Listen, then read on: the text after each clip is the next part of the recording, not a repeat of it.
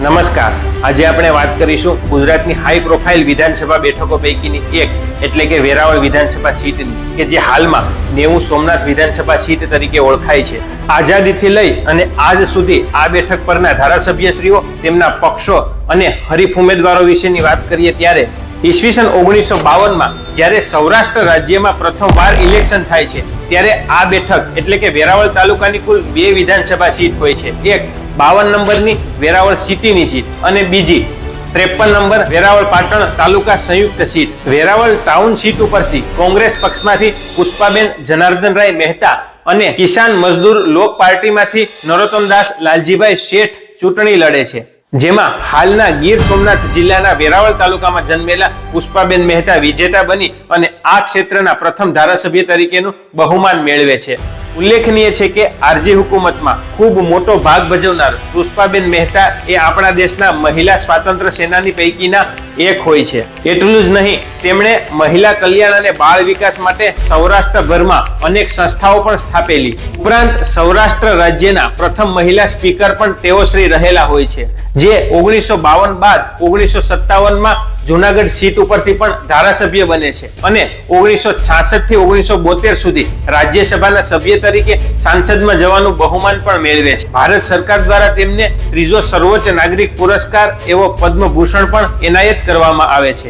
નોંધનીય છે કે હરીફ ઉમેદવાર નરોત્તમદાસ લાલજીભાઈ શેઠ એ પણ આ દેશના એક સ્વાતંત્ર્ય સેનાની હતા. હવે વેરાવળની બીજી સીટની વાત કરીએ કે જે વેરાવળ પાટણ તાલુકા સંયુક્ત સીટ તરીકે ઓળખાતી, જેમાં કોંગ્રેસ પક્ષમાંથી મોતીલાલ જોશી અને સ્વતંત્ર પક્ષમાંથી મસરીભાઈ જગમલભાઈ ઝાલા વચ્ચે ટક્કર થાય છે, જેમાં મોતીલાલ જોશી વિજેતા બની અને આ સીટના પ્રથમ નેતૃત્વકર્તા બને છે.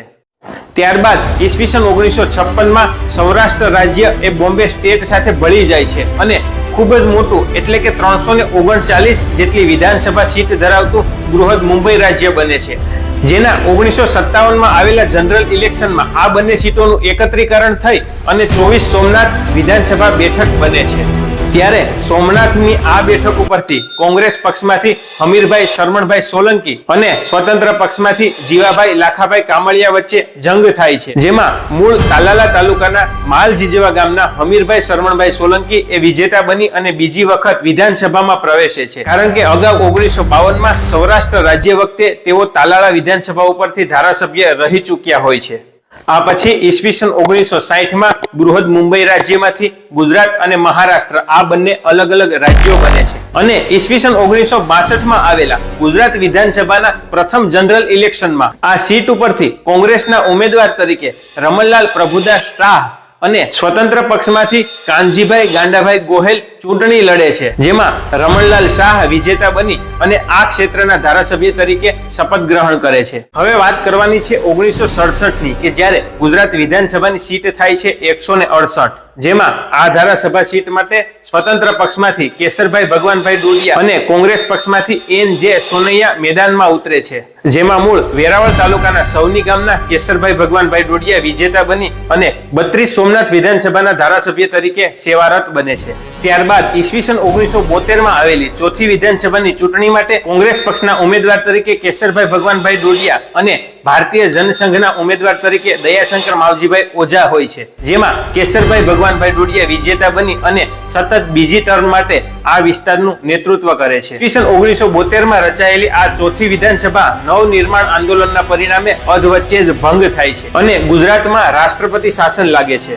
ત્યારબાદ ઈસવીસન 1975માં અહીં ત્રિપાખીઓ કહી શકાય એવા જંગની શરૂઆત થાય છે કે જે એકાદ બે વિધાનસભાની ચૂંટણીને બાદ કરતા આજ સુધી અવિરત રહે છે. આ વખતે કોંગ્રેસ પક્ષના ઉમેદવાર તરીકે આવેશા બેગમ મોહમ્મદ અલી શેખ, ભારતીય જનસંઘમાંથી હમીરસિંહ માંડાભાઈ ડોડિયા અને કિસાન મજદૂર લોક પક્ષમાંથી બીજલભાઈ લાલભાઈ ચુડાસમા ચૂંટણી લડે છે, જેમાં આવેશા બેગમ શેખનો વિજય થાય છે અને પુષ્પાબહેન બાદ બીજી વખત વેરાવળ વિધાનસભાનો કાર્યભાર એક મહિલા સંભાળે છે, જેઓ આ પહેલા ઈસવીસન 1972માં માંગરોળ વિસ્તારના ધારાસભ્ય તરીકે રહી ચૂક્યા હોય છે.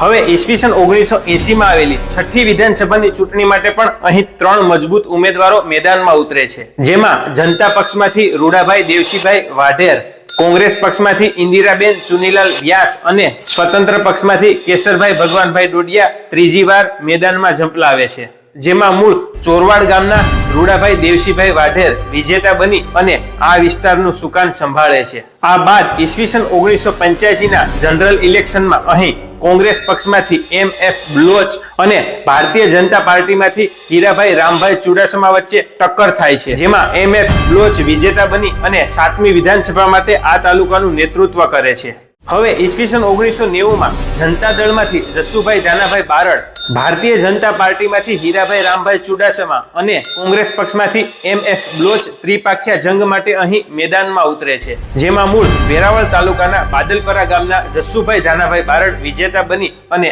આ ક્ષેત્રના સુકાનના શ્રી ગણેશ કરે છે. 90 બાદ 95 માં ફરીથી ત્રિપાખ્યો જંગ થાય છે, જેમાં કોંગ્રેસ પક્ષમાંથી જસુભાઈ ધાનાભાઈ બારડ, સ્વતંત્ર પક્ષમાંથી ચુનીલાલ કાનજીભાઈ ગોહેલ અને ભારતીય જનતા પાર્ટીમાંથી ઉક્કાભાઈ આનંદભાઈ બાંભણિયા ચૂંટણી લડે છે, જેમાં જસુભાઈ ધાનાભાઈ બારડ વિજેતા બની અને બીજી વાર વિધાનસભામાં એન્ટ્રી કરે છે. આ કાર્યકાળ દરમિયાન તેઓ ગુજરાત સરકારમાં જળ સંસાધન અને સિંચાઈ વિભાગના કેબિનેટ મંત્રી પણ બને છે. રાજકીય અસ્થિરતાના કારણે 9મી વિધાનસભા પણ અધવચ્ચે જ ભંગ થાય છે અને ઈસવીસન 1998 માં આવેલી 10મી વિધાનસભાની ચૂંટણીમાં 3 નહીં પણ 4 ઉમેદવારો વચ્ચે ખરાખરીનો જંગ થાય છે, જેમાં ભારતીય જનતા પક્ષમાંથી ચુનીલાલ કાનજીભાઈ ગોહેલ, કોંગ્રેસ પક્ષમાંથી નુસરતભાઈ અલીભાઈ પંજા,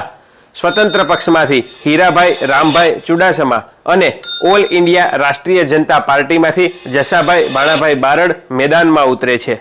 જેમાં ચુનીલાલ કાનજીભાઈ ગોહેલનો વિજય થાય છે, જેઓ બાદમાં 2014 થી 2020 વચ્ચે રાજ્યસભાના સભ્ય તરીકે સાંસદમાં જવાનું બહુમાન પણ મેળવે છે. આ પછી ઈસવીસન 2002 માં 11મી વિધાનસભા માટે અહીંથી કોંગ્રેસ પક્ષમાંથી જસાભાઈ ભાણાભાઈ બારડ, ભારતીય જનતા પાર્ટીમાંથી ચુનીલાલ કાનજીભાઈ ગોહેલ અને સ્વતંત્ર પક્ષમાંથી કાનાભાઈ કરશનભાઈ બાંભણિયા ચૂંટણી લડે છે, જેમાં મૂળ સૂત્રાપાડા તાલુકાના જસાભાઈ ભાણાભાઈ બારડ વિજેતા બની અને આ વિસ્તારના નેતૃત્વના દોરને આગળ વધારે છે. આ બાદ ઈસવીસન 2007 માં 12મી વિધાનસભા માટે અહીંથી ભારતીય જનતા પાર્ટીમાંથી રાજસીભાઈ વીરાભાઈ જોટવા, કોંગ્રેસ પક્ષમાંથી જસાભાઈ ભાણાભાઈ બારડ અને સ્વતંત્ર પક્ષમાંથી ચુનીલાલ કાનજીભાઈ ગોહેલ વચ્ચે જંગ થાય છે, જેમાં મૂળ વેરાવળ તાલુકાના આદરી ગામના રાજસીભાઈ જોટવા વિજેતા બની અને આ ક્ષેત્રના ધારાસભ્ય તરીકે સેવારત બને છે. હવે ઈસવીસન 2012 માં પણ આ સીટ પોતાના ત્રિપાખ્યા જંગની પરંપરાને આગળ વધારતા કોંગ્રેસ પક્ષમાંથી જસાભાઈ ભાણાભાઈ બારડ, ભારતીય જનતા પાર્ટીમાંથી રાજસીભાઈ વીરાભાઈ જોટવા અને સ્વતંત્ર પક્ષમાંથી જગમાલભાઈ જાદવભાઈ વાળા ઉમેદવારી કરે છે,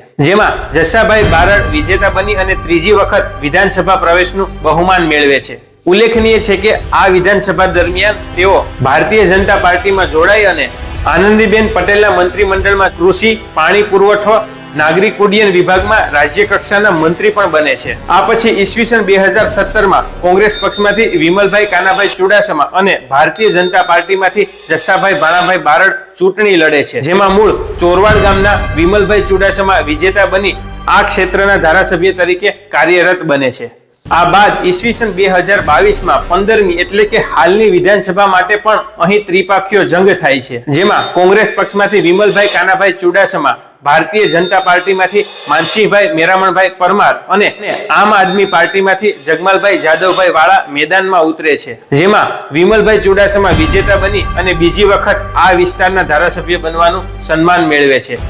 આભાર.